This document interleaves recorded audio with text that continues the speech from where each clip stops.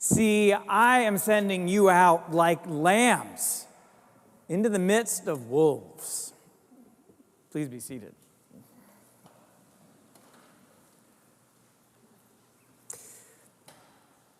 One of my favorite movies of all time is a movie from the 1990s called Kundun. And Kundun, if you've seen it, is about the early years of the current Dalai Lama. So now we're going back to, I believe, the 30s, perhaps the movie is a bit in the 40s as well. And the story takes place in the years after the death of the last Dalai Lama. And it begins with the search for the young child who would become their new spiritual leader. Now, they have a different understanding of things than we do. And there is the Dalai Lama is reincarnated and shows up in the form of another young child who is identified early on as a spiritual leader and becomes the current Dalai Lama. So, different set of canons than we have. But in the movie, it begins with a pair of monks searching the harsh Tibetan countryside, looking for that child who will reveal himself to them. And those monks who go, they travel very simply, so they must accept the hospitality of those who they meet along the way. And then in the beginning, one of the most beautiful moments, it's very simple in the whole film, They come upon a house outside, the snow and the wind is blazing, and you can tell there's a blizzard, and the door opens, and the woman in the household says, come in, friend, come in, even though they've never met. And the monks then, they bow as in gratitude, and they take from their cloaks the only possession that they seem to have, and those are very simple wooden bowls, which they then clean in a very ritual, beautiful manner, and then they offer it to receive the hospitality of those people who they've now met, who were strangers, but are now their hosts. These monks were on a mission, and they knew what their mission was, but we might say very simply that their mission was a quest. It was a search for God. And if we look a little deeper at every quest in our lives, whether it's the small ones or the great big ones, we'll find that same journey, that same search for holiness, the same journey into a more wholehearted life, the same yearning for the presence of the sacred, the ability to see and touch God. Whether our search is for meaning or belonging or beauty or dignity or justice or freedom. Whenever we struggle for something more complete, that's our souls heading out into the wilderness to find something of God's presence. But the roads we travel for this are not always easy. When those Tibetan monks leave to go find the Holy One, what they do is they leave their monastery. They leave the relative comfort and stability of that warm and safe place where they are to embark on a journey that is long and dangerous and lonely. The landscape is parched. It's unforgiving. And yet they go, carrying nothing but their bowls and the robes on their back. And as they headed out into an unsafe, unyielding, and uncertain environment, their very best resources were their vulnerability, their willingness to trust and to accept hospitality when it was offered, and their deep desire to see the face of God somewhere in the midst of that hostile landscape. Well, today's passage from Luke's gospel, every time I read it, takes me back to this favorite movie of mine. It takes me back to Kundun, to those itinerant monks with their begging bowls. Because what happens is Jesus commissions 70 disciples to go out, to go into every town they can, and he sends them forth with really simple instructions. Go forth, but carry no bag, carry no purse, carry no sandals. Offer peace to any house that welcomes you in. Accept the hospitality you are given. Eat and drink what is provided for you. Go, he says, but carry nothing with you. Can you imagine that? Can you imagine going anywhere without loading up the car or packing your bag? Can you imagine going into any conversation, into any relationship with all the things that we carry on our backs and on our hearts? Think about those things for a minute. Think about all those things that weigh you down. Things that are not life-giving, that come from a world that can be deeply inhumane, that come from broken relationships, that come from someplace inside of us where we were wounded.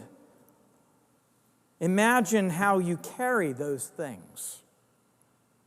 Think for a minute about your actual possessions. Think about how much physical and mental space they all take up. The disciples both lived with all of these things, and yet Jesus says to travel without them.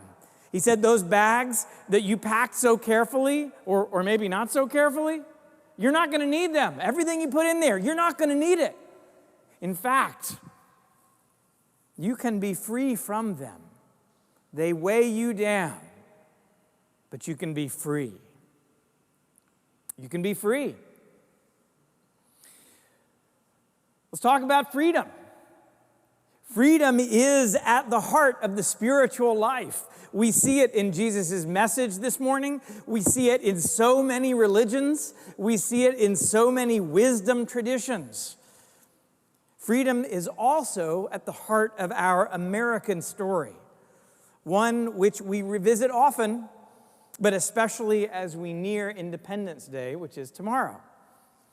We can be grateful for the gifts of liberty and the sacrifices made by so many, from soldiers to civil rights marchers, and I am deeply grateful. And we can be grateful for these things while lifting up where we fall short of our own ideals, but perhaps the gospel message is to share that our ideals of freedom are not as complete as we may think they are. Freedom, as created by God, is so much more than individual rights and liberties, though those are necessary and they are a good start. To be Christian, though, is to know that freedom is something more.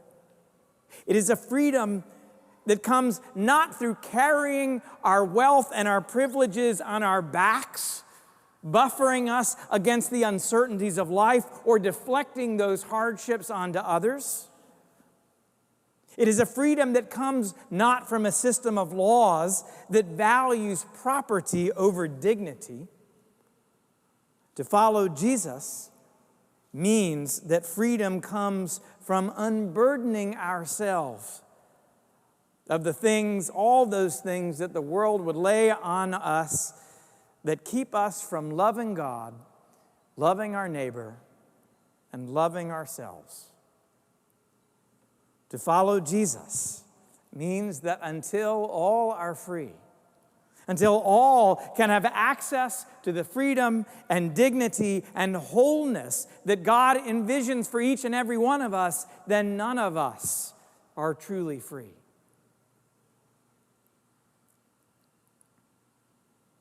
But it's not always so simple. So it's actually kind of easy to say, carry no bags as you go out carrying the gospel. It's actually sort of fashionable to say that. It feels very Marie Kondo, right? If it doesn't spark joy, then we don't carry it. It's more like a 30-day cleanse than the death that it actually is, right? And it feels very zen to say, oh, just carry a robe and a bowl, you'll be fine, you're going to meet God, until we realize exactly where it is we're being sent. The Tibetan monks go into a harsh landscape where they will die if they don't find homes that will invite them in. The disciples are sent, as we so often are, like lambs into the midst of wolves, where carrying that message of belovedness means coming across danger and hatred and hostility. It shouldn't be that way, but so often it is. Despite those dangers, despite the uncertainty, we are to go. And we are to go without our stuff. Because on the other side of evangelism, and by that I mean on the receiving end of evangelism, where we've all been at one time or another, we know what it feels like to meet missionaries who are in various stages of baggage retention, right? Have you ever encountered people who want to compel you to take on a clear and perhaps narrow view of God, who want to tell you exactly what something means, even though, something in your head, in your heart says, I don't think that's what that really means. When that happens, right, I get the sense that my new best friend has some big issues, some big bags that they're trying to hang on me. It's not a very inviting view of God, because I don't see much freedom in that for anybody. Not for them, not for me, not for anybody. But what does it feel like to instead be in the presence of someone who is less burdened by their own stuff? And you can define that stuff however you like. Who is less burdened by their own certainty or their anxiety, someone for whom you get a sense that the Spirit of God is simply all around them, that they want to share hospitality with you simply for its own sake. Does that not feel like true freedom? Does that not feel like an invitation into something that is real and life-giving? The monks who we began with, were searching for the Dalai Lama. They found the child in that home where, remember, the blizzards, you can't really imagine a blizzard right now, but use your imagination. It was very cold. Where the blizzards, the winds, the snow was blowing, and they opened the door. They said, come in, friend, come in. And they offered their bowl, and it was in that house that they met God. It was in that house that they met the child who they were seeking. This was the home where their quest would end. And the disciples of Jesus, they had a similar commission. Jesus sent them out into the world to seek the face of God in the homes that they entered. They were not to be distracted by what they could have carried. They were not to be flashy or pushy or even certain. Instead, they were called simply to be gracious, to greet the household with a wish for peace, to accept the welcome of the hospitality to those who would give it. Jesus sends those disciples out like lambs into the midst of wolves to be both God bearers and God seekers at the same time. And they couldn't do this. They could not experience and model true freedom if they were weighed down by all of that stuff that had nothing to do with God's liberating love. They couldn't do it. Instead, Jesus said, travel lightly. Unburden yourselves. Be impatient with distractions and roadblocks, but be gracious in giving and receiving hospitality. Carry no bags, so that on this journey, the world will change, and so will you. Amen.